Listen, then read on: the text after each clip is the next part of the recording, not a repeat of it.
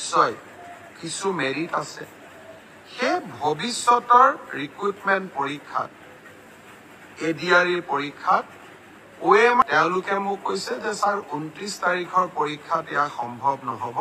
কিন্তু নৱেম্বৰৰ পৰা যি অক্টোবৰত যি আমাৰ পৰীক্ষা হ'ব পৰীক্ষাৰ্থী আমাক প্ৰশ্ন কৰিছিল যে OMR সিটত ফটোটো কিয় দিছে মই চালো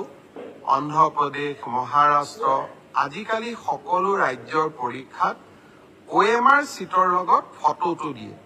যাতে এজন পৰীক্ষাৰ্থীৰ নামত আন এজন পৰীক্ষাৰ্থীয়ে পৰীক্ষাত অৱতীৰ্ণ হ'ব নোৱাৰে আজি মই সেৱাৰ বিষয়াসকলৰ লগত কথা পাতিছিলো তৃতীয় শ্ৰেণীৰ OMR সিট ইতিমধ্যে বনোৱা হৈ গল ড্ৰাইভাৰ বা তৃতীয় শ্ৰেণীৰ আন পোষ্টৰ কাৰণে আপোনালোকৰ মনোভাৱ কাৰণ বহুতে কৈছিল যে আমাৰ আইডেন্টিটিটো ৰিভিল হ'ব পাৰে আপোনালোকে কোৱা কথাটো নিশ্চয় কিছু মেৰিট আছে সেই ভৱিষ্যতৰ ৰিক্ৰুটমেণ্ট পৰীক্ষাত এডিআৰইৰ পৰীক্ষাত OMR সিটত ভৱিষ্যতে ফটো লগোৱা OMR সিট ব্যৱহাৰ নকৰিবলৈ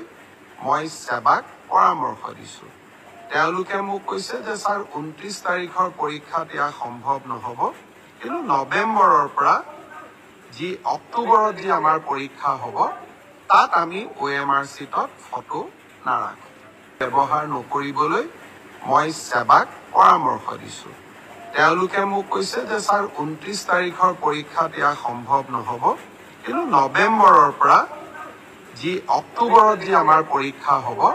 তাত আমি OMR সিটত ফটো নাৰাখো